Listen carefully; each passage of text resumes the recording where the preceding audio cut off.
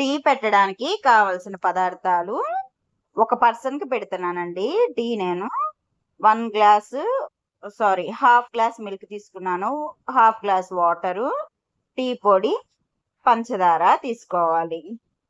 ఒక గిన్నె తీసుకొని అందులో మనం ముందుగా తీసుకున్న హాఫ్ గ్లాస్ మిల్క్ ఎన్నైతే తీసుకున్నామో అంతే క్వాంటిటీలో వాటర్ కూడా తీసుకొని వీటిని బాగా మరగనివ్వాలండి. డైట్‌లో టీ తాగకూడదు అంటారు కదా! నేనైతే ఈ విధంగా తయారు చేసుకొని టీ తాగేదాన్నండి. నేను 10 కేజీస్ వరకు వెయిట్ తగ్గాను. అయితే నేను ఏ రోజు కూడా టీ అనేది స్కిప్ చేయలేదు. ఎందుకంటే నాకు బాగా టీ అలవాటుందండి.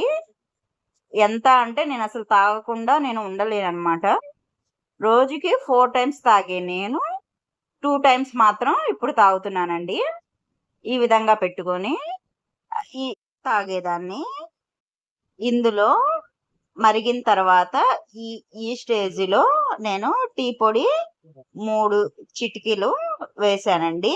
చిటికెడు టీ పొడి అలా 3 టైమ్స్ వేశాను. ఇలా పొంగుతున్నప్పుడే వేయాలి.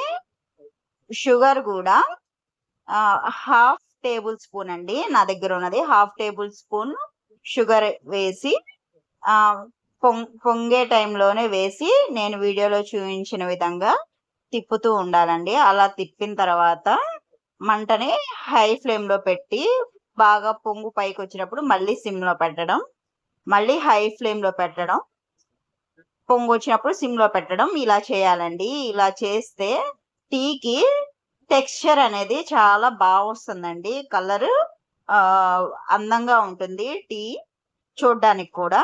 నేనైతే ఈ విధంగా చేసి ఒక 2 మినిట్స్ వరకు పొంగనిస్తానండి. అప్పుడు పచ్చి వాసన అంతా పోతుంది.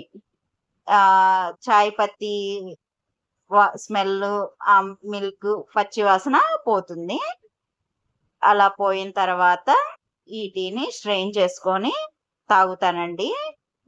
నేను ఎప్పుడు కూడా డైట్‌లో టీ అనేది స్కిప్ చేయలేదు. ఎందుకంటే నాకు బాగా అలవాటైపోయింది. మీరు ఒకవేళ మేము స్కిప్ చేస్తాము అనుకుంటే స్కిప్ చేసేయొచ్చండి. లేదు మేమస్సలు ఉండలేము టీ తాగకుండా అనుకునే వాళ్ళు ఈ విధంగా అయితే పెట్టుకొని తాగొచ్చండి. చక్కగా ఎంజాయ్ చేస్తూ తాగొచ్చు. ఎక్కడ టీని మిస్ అయిన ఫీలింగ్ రాదు. టేస్ట్ గూడా చక్కగా ఉంటుంది. అరోమా గూడా చాలా బావుంటుంది. మీరు గూడా ట్రై చేసి ఎలా వచ్చిందో కామెంట్ చేయండి. మీకు గనక నా వీడియోస్ నచ్చితే నా ఛానల్‌ని లైక్ చేయండి, సబ్స్క్రైబ్ చేయండి. ఇలాంటి వీడియోస్ మరిన్ని మీ ముందుకు తీసుకొస్తాను. మరొక వీడియోతో మీ ముందుకొస్తానండి. Thank you. బై.